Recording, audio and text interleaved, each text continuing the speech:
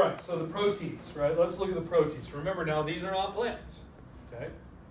They are their own group. And if you notice, let me see, when we did this, right? Notice some algae, which are protists, reproduce this way. Some protists and algae reproduce this way. And some algae produce this way. So you see how the protists are just everywhere. And it needs to be figured out. Here's just a really kind of truncated family tree of life. And so we're going to mainly be looking at, so these groups are both considered protists, right? That's why they throw them in there. And so obviously paraphyletic.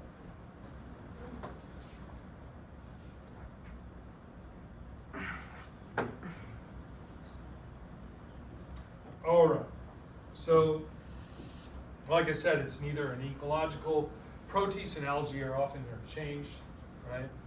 And so it's neither ecological or taxonomic designation. And it's for, like I just said, same thing, protists and algae, same thing. Now there are kind of two broad ecological groups that they tend to split this into.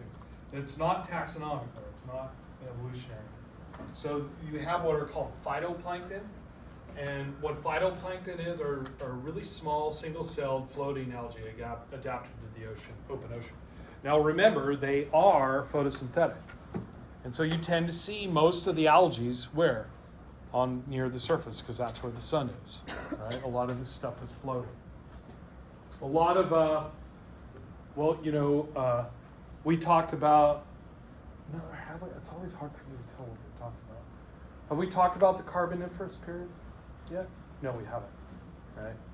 Carboniferous period is where we get all our coal and our petroleum, yeah, right? You talked about that earlier. You said that the petroleum was the remnants of the algae and the coal was the remnants of the plants. Good.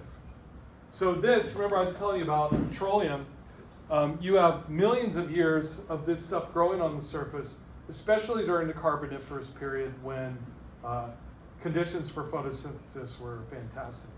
And the way these things float is they actually produce a little droplet, a microscopic droplet of, you can think of it as vegetable oil, right? And that keeps them afloat because, it's lighter than water. And then when they die, though, those things sink. They all sink. And that's where we get petroleum. Just kind of a backdrop.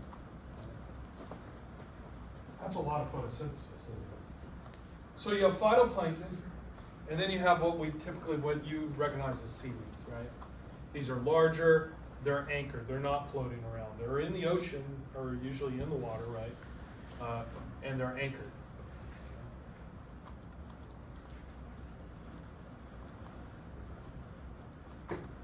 So you're familiar with plankton, right?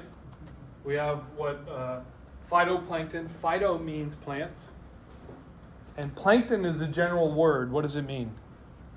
It means small and insecure and compensating for that by being very aggressive. No. What it means, plankton means, it means floating, right? It means floating. And so zooplankton, there's this whole ecosystem on the surface of the ocean that floats around. And it's major, right? It's a major ecosystem because this is the basis in a lot of ocean ecosystems of the food chain, right? This is where on the surface, we think of, you think of seaweed and all that stuff, but as the basis of the ecosystem. That's just along the shore. But for the vast amount of the ocean, it's this phytoplankton on the surface. Zooplankton obviously means floating little animals, right? Phytoplankton means floating little plants. I got one question. Yeah. Earlier in the last test, we talked about how most of the algae is near the land. Is this sort of plankton even in like parts where there are near islands in small amounts, or is that impossible? You can get it wherever. You can get it wherever there's a source of minerals, right? And a lot of times it's either A lot of times it can be near land because you get upwelling. Did we do upwelling?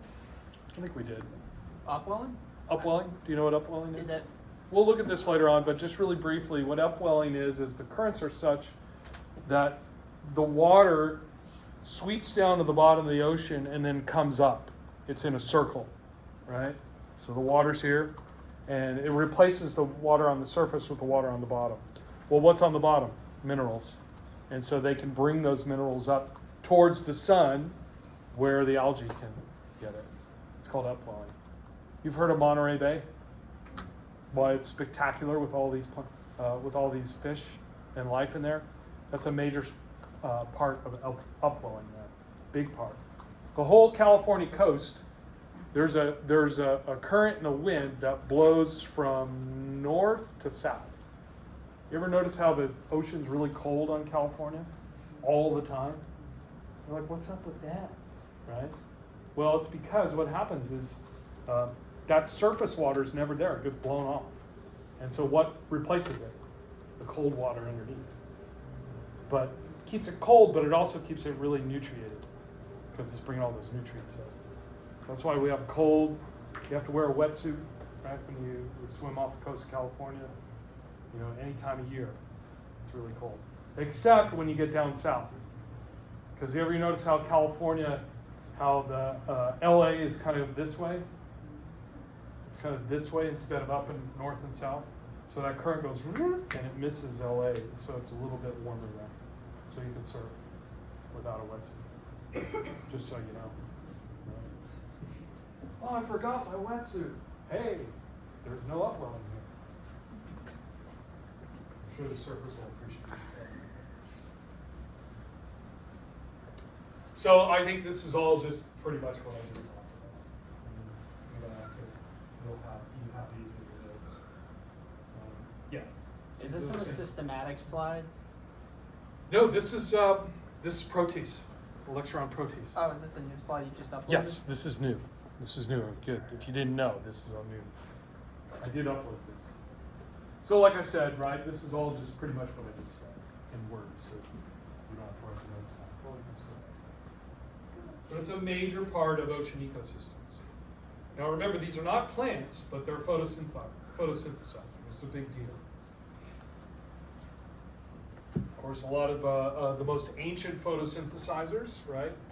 We talked about this, responsible for making our atmosphere, right, in the ocean, where they're photosynthesizing enough where it starts bleeding out into the atmosphere. That's where we mostly get. So remember early in this course where I mentioned that we got our atmosphere from photosynthesis, right? But don't think plants. It's largely from these guys right here. Photosynthesizing in the ocean. That oxygen gets saturated in the water and then it starts leaking into the atmosphere. That's where we mostly go.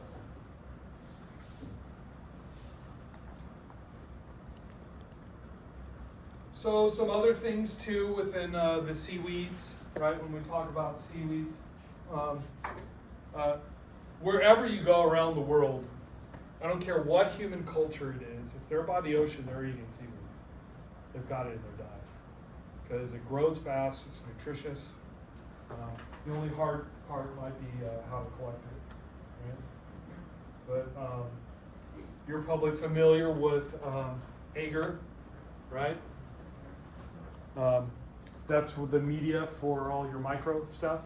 Also, when you swallow a pill, right? It's not plastic. It's usually dried agar, and so you can really digest that stuff. Also, remember this stuff is rapidly growing. So there's a lot of research now where they're looking at biofuels, where they're using algae for generating sugars as a basis for making petroleum. How many here have heard of a red tide? Good. What a red tide is when conditions are right, this can happen, where you get a bloom of algae. And a bloom just means that conditions are right and they just rapidly reproduce. That's fine for the most part for the, for other animals that eat it, but this is a species, it's called red tide. And it's called red tide because you can tell, when they really get out of control, it turns the water red. And so these are all single-celled organisms. It tells you how much is in them. Right? You get appreciation for the biomass right now. This is just one season biomass. Imagine, millions of years of biomass accumulated. Anyway, the red tides have a toxic in it, and it affects the vertebrates. So a lot of the shellfish, they're like, yippee, we can filter this and eat it, no problem. But if you are a vertebrate, you're bumming, right? So occasionally, also you do not want to eat those shellfish, like clams, mussels that are filter feeders, things like that, because you can die from this. But also there's a toxin that gives you amnesia. Now there's something for your mystery novel, right? Sorry, but I ate shellfish. I don't remember. Right?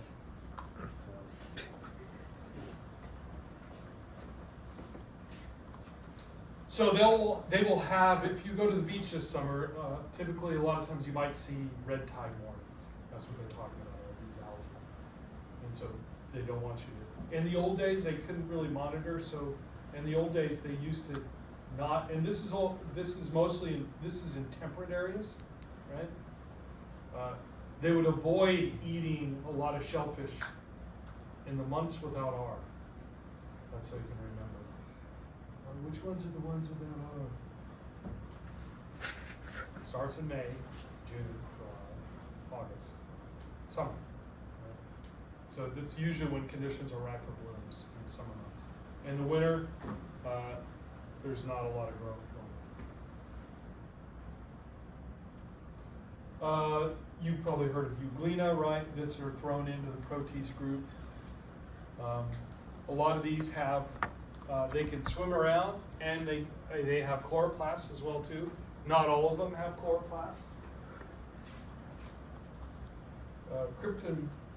Cryptomonads, which are pretty cool. They're interesting in that they have an endosymbiont right here, right?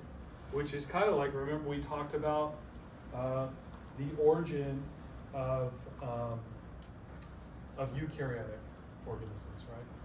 And so here is, they actually though have not diversified. So this has a nucleus and it still has its nucleus. It's just living inside of it.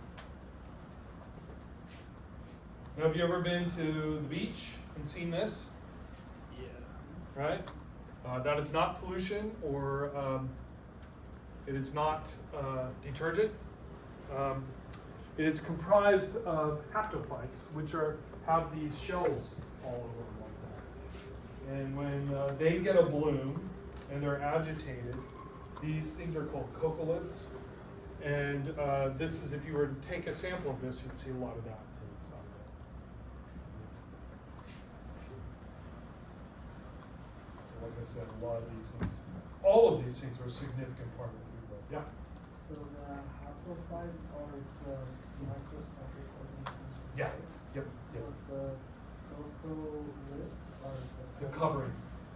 covering. So these are no longer alive, they're dead. It's just a bunch of coccoliths. But they're manufactured by haptophytes. Then the dinoflagella, single cell, these always have two flagella. They also have the covering. They have the silica covering as well too. All kinds of really neat armors. Right?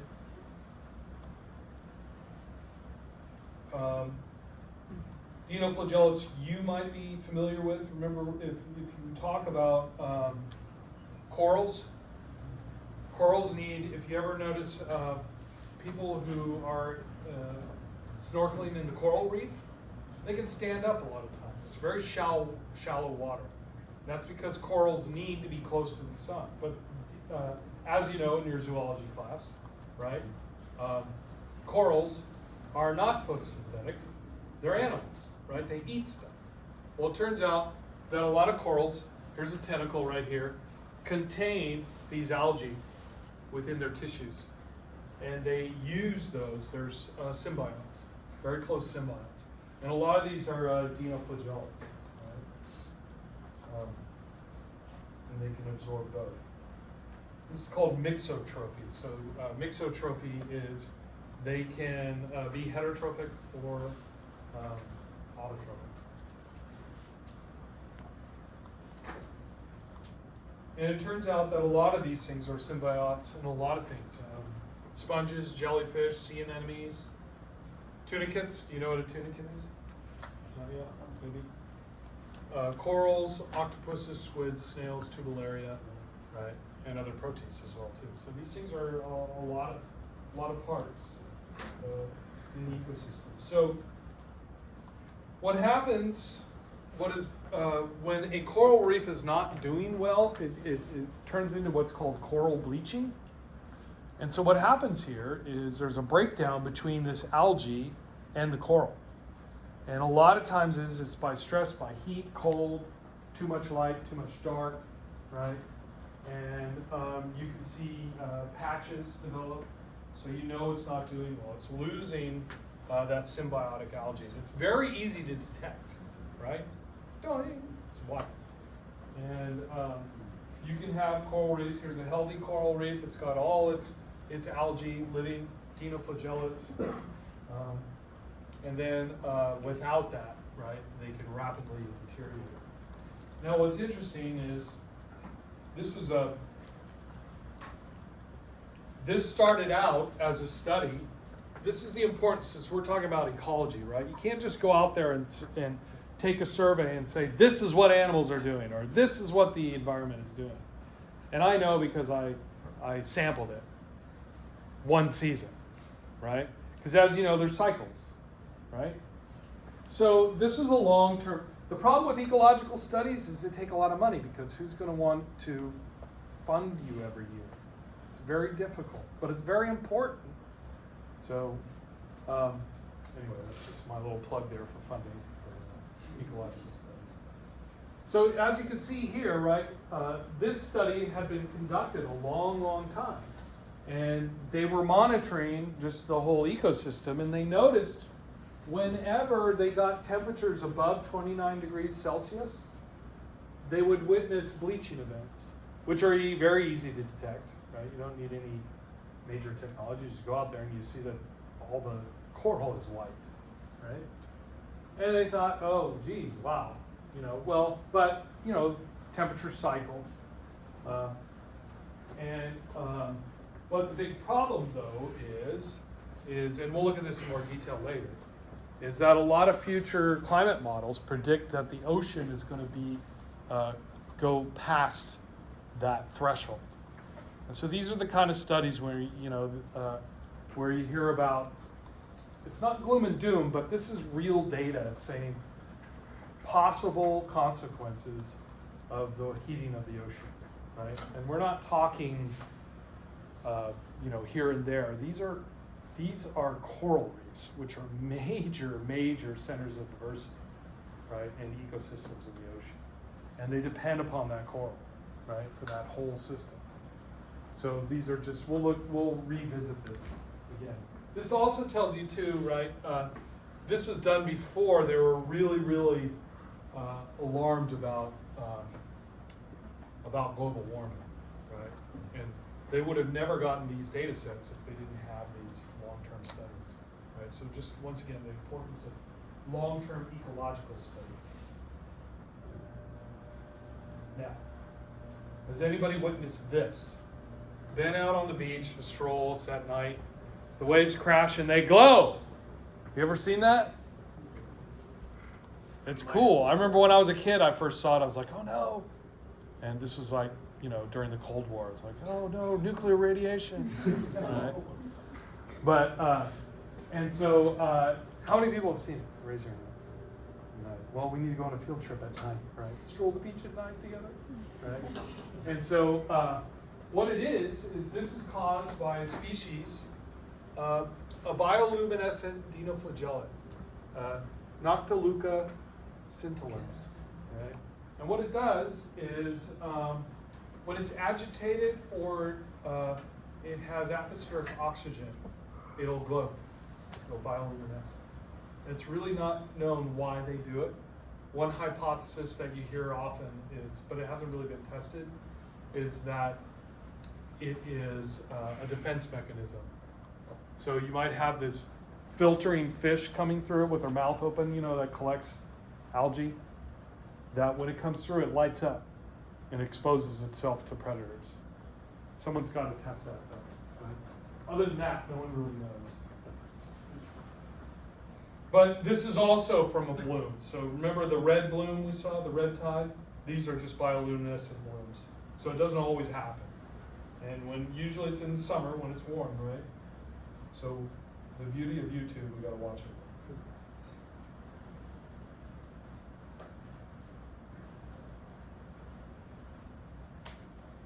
So this is in San Diego.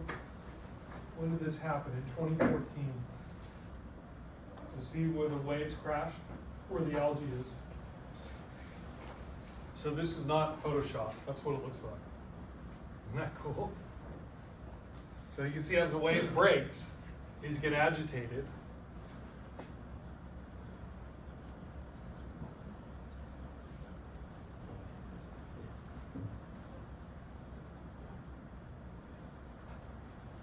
So there's also there are certain areas where they're almost always active. It's called Tamales Bay. Have you heard of Tamales Bay? It's in Northern California. In the summertime, a lot of that algae just sits in there. And if you go if you go kayaking or canoeing in there, and whenever you stroke, it lights up. It's pretty cool. So they're not gonna like electrocute you or anything? It's not electric, it's bioluminescence. Bioluminescence is fascinating because it's one of the few reactions that produces light with no heat. Right? Fireflies, exactly. Yeah. Oh, so a it's lot of like, ocean, a lot of ocean, deep sea, right? You see that glow? That's bioluminescence too. So is this like the same type of stuff they use to make glow-in-the-dark toys? I don't know. I don't think so. Oh, okay. How long is this?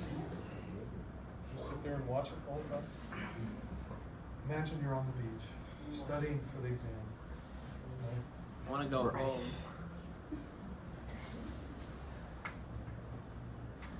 I can go to the beach when I'm done with the class celebration. And study everything, right? Or see everything in real life. Right? Is that because you've been converted to science? That's right. You won't be a doctor anymore. All right.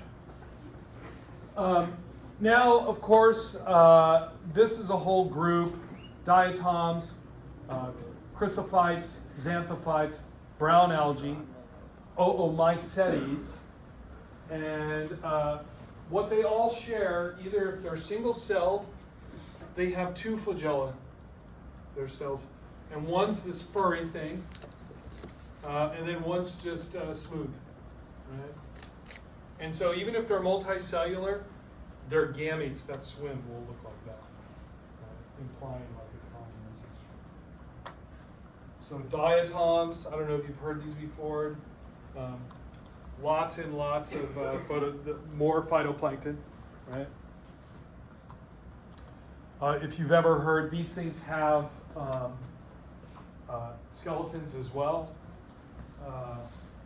made out of calcium carbonate, I think. Anyway, they are, when the cell dies, those shells stay behind.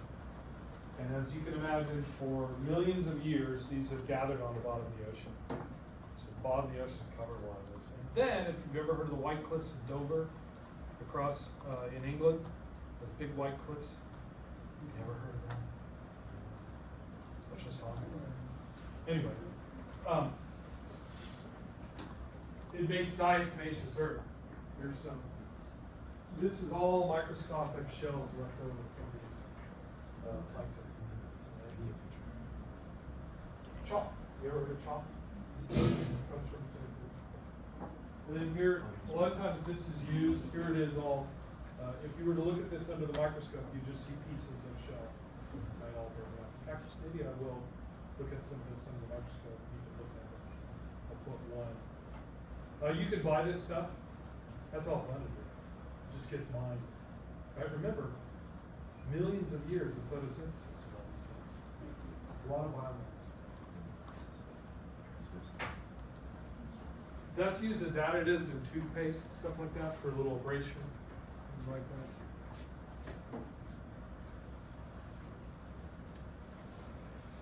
that. So this is just some of these. Which one is this? Shoot. Anyway, these are not multicellular, but they're still reproducing sexually.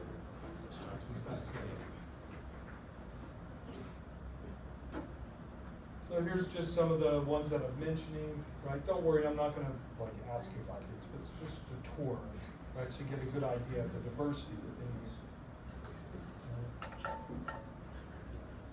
All right. So those were mainly the single cell. Now about the multicellular ones, what we typically refer to as seaweed. Right? Remember, these are not plants; they are protists. So one major group, the Phaeophyceae, the brown algae. These are almost entirely marine. These are usually the ones you see when you go to the beach. Notice they have this brownish color, right? Because they have additional pigments that enhance photosynthesis. Now remember, these things have never left the water. And remember how water dilutes the amount of energy to the leaf, or the blades on these. They're called blades, they're not true leaves. Right? And so they have additional pigments in there, so they're not green as you think of, even though they do have chloroplasts. So a little bit different, we looked at some of the anatomy of land plants, right? Especially the vascular plants, right? Remember your two cats? Phloem and Xylem, right? And who's your dog? Nabisco. Robisco. Robisco the dog. So those carotenoid pigments we saw, right, on the reflectance values. And then this fucoxanthin gives it the brown color. Right? So the carotenoids are your yellows, your reds. And so what they have then, instead of roots, there's no need for roots because they live in the water, right? So instead, there's different strategies for, here's the problem is, these things need to be either close to the surface, because that's where the light is, right? Well, single cells, no problem. We'll just float on the surface. Cool, right? And we'll stay single celled. If you're multicellular, then this might be a problem. So they have put themselves close to the sun by being in shallow water. And so if you're in shallow water, though, you're going to get more waves and things like that. And so what a lot of these things do then is they've evolved what are called holdfasts. That just holds them to the rock. It doesn't, they're not roots, it just holds them there. And then remember, there's no need for a vascular system because they're sitting in water, right? And so what you'll see here, these are not stems, they're called stipes. And then the leaves, they're not leaves, they're the photosynthetic tissues that flatten out and increase the surface area.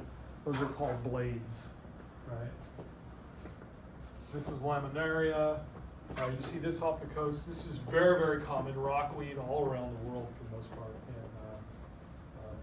northern latitudes. Then this is interesting. This is multicellular, but it doesn't have any holdfasts. These things are called sargassum, and they float on the surface. And if you'll notice, a lot of them have these air-filled bladders. You see that a lot in the seaweeds. What does that do? Well, it keeps them up close to the sun. That's what they're trying to do, is to get close to the sun. Right? And so here are those gas-filled bladders. What's really cool about sargassum is that there are whole parts of the ocean where this stuff is floating, and it supports like this floating ecosystem. because in the open ocean, as we said, if there's no minerals, desert. It's just water and, you know, the atmosphere. Water in itself is not nutritious. There's no nutrition in water. You need it, but it's not enough. So most of the ocean away from the shore is a desert. There's nothing out there. You might see stuff that are going through, migrating, but they've got to make it to wherever they're going to get food. What's interesting about these sargassum things, you'll find whole ecosystems that are just kind of out in the middle of nowhere because they're following this floating map, which is pretty neat. Another thing too that they've had recently are a lot of sargassum blooms as well too, where they've come close to shore and just littered a lot of the beaches. Has anyone been to Cancun or was it recently or seen on the news? That whole resort has just been inundated by sargassum. And the problem with it is it starts to decay once it gets on and it stinks. Right? And there goes your vacation.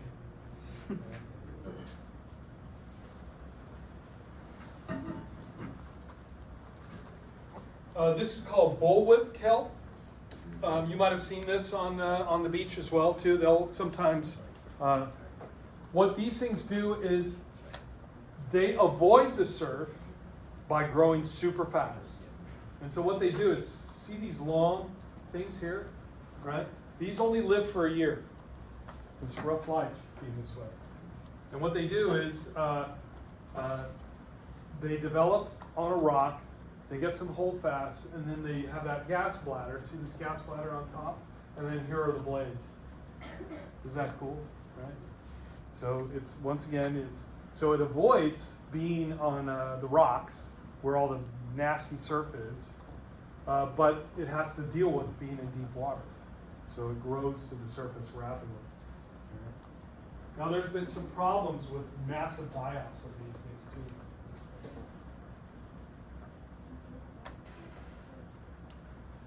So I don't know if you've heard of the sea urchin explosions, right?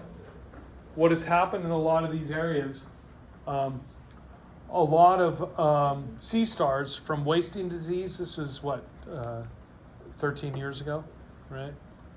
Wasting disease killed a lot of sea stars. I don't know if you ever on the coast and seen me when this was going on? You just see dead sea stars wasting away. That's what they called it. It's really kind of weird, right?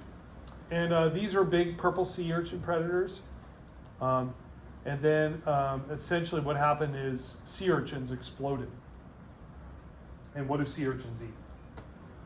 They eat seaweed, right? They eat kelp, they eat, and what they do though, here's the problem, is do they climb up here and eat everything up here? They just eat the base. And then they just eat through it and then it's gone, right? And they had what were called sea urchin deserts, where you just see a bunch of sea urchins and no kelp. And as you know, kelp is a big deal for the ecosystem. So they're encouraging, they still have overpopulation of sea urchins. So you might, if you ever go to sushi, get some sea urchins. They're actually encouraging people to go get them, get sea urchin. When you eat sea urchin, though, you're eating their gonads, if you didn't know that. Still good.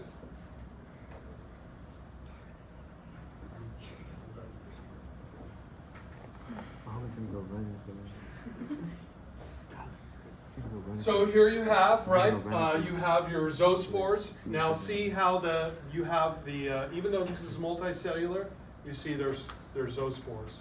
Have the furry flagella and the straight flagella, right? These things then germinate, right? You have your male and your female. Now why are these called male and female? Well, because this one, the eggs stay, right? This one, the sperm leave, right? And then they merge on this one, the female, and then it develops. You have fertilization, and you have your new sporophyte that begins its life on the base of the female gametophyte. Right? So this has, this is a protist, but its life cycle, is it like a fungus or an animal or a plant? I don't expect you to know just yet. But hopefully I'll ask you later on. It's plant, right? It's kind of like a plant. Right? I guess what I should say is not fungus animal. I should say zygotic, right? Double generation, right? Or young. I'm teasing. Don't worry, we'll make it to a break. This is fucus, right? Again, really cool. Then you have, this is pretty much where you have just zygotic, right? Just to give you an idea. Then there's the rhodophyta, the red algae. The psychobilins, remember we talked about all these different pigments that are in plants. These are just dominated in here. That's what gives them the red color. Not all of them are red, but a lot of times too, what the red does is it enhances. These tend to be deeper waters, so it's just an extra enhancement. Oh, in today's lab we don't have Irish moss, so I don't have a specimen, but it's in your lab, so you can skip that. Like I said, wherever you go, it's not moss; it's seaweed. Right? Wherever you go, also the rhodophytans have a lot more nutrition in it, and like I said, wherever you go around the world, coastal communities are eating algae. Here's their life cycle.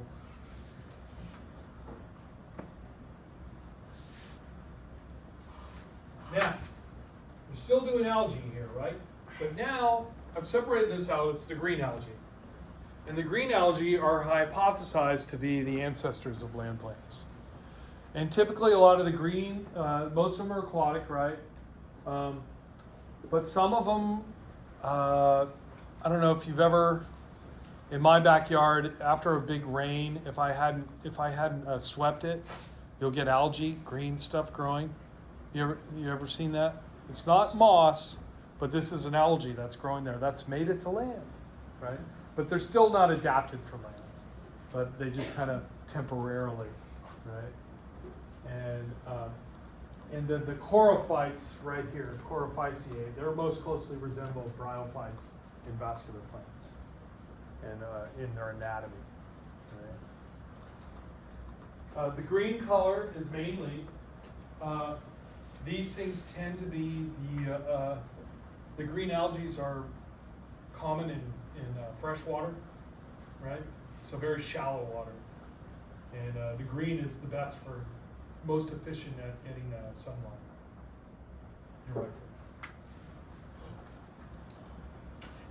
So these are just, you probably heard of Volvox. Everyone has for some reason, I don't know why. Right? The water net, so you can see some kind of variation of multicellularity. Odygonium has kind of a form of sexual reproduction. I don't know, for some of you seasoned people who've ever been alpine hiking, have you ever seen watermelon snow? The snow is red. And it's pretty cool. Or they call it strawberry or water. These are all algae up there. So you can be out in the middle of nowhere. And this is Chlamydomonas. And the red happens to be the most resistant to, or the best defense against UV light. Because you can imagine the UV here is intense. And, so there's a small film of melted water in here. That's where these things live. Because they're microscopic and they can survive in it. They're just photosynthesizing. And of course, there's plenty of nutrients on snow. Just dust blows in there and it's on you. And you can get a whole production there. Some of these too, like I was saying, they're very, very consistent with a lot of multicellularity. Ulva, you see this a lot off the coast, commonly called sea lettuce. all throughout. Why do you think they call it sea lettuce? If it looks like lettuce. And you can eat it. Oh yeah. So if you're on a budget, you know, and you're on vacation, spring break, you need some sea lettuce when you're living on your hut. On the beach. It's salty. Gotta make sure to boil it so you don't get 50 different parasites in your head. Professor, Parasites? you taught me that. You won't get parasites.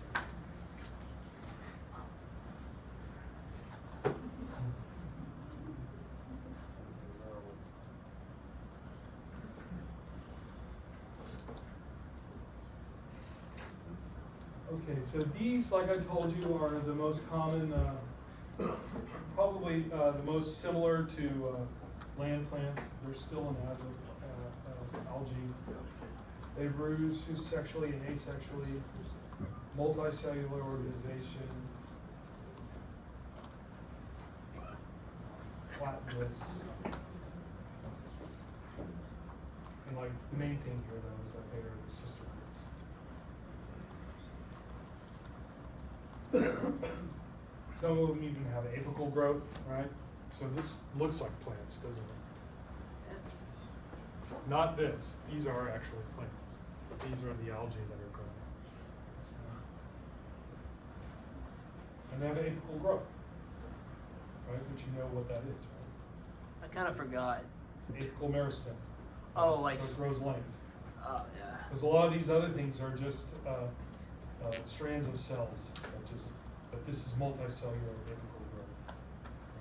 But And it's the like, other ones also would just grow out like a big mat of cells. so is that supposed to mean that it's like more evolved or something? They're closely related to land plants. That's all it means. Oh okay. You have to be careful when you say more evolved. Well, what do you mean when you say more evolved? It I just meant means more like change. more developed or closer to like the things because it's like there's more archaic species that have stayed in place, like living fossils. What you could say is right. More evolved means more changed in their lineage. Yeah. More change in their lineage. All right. So let's take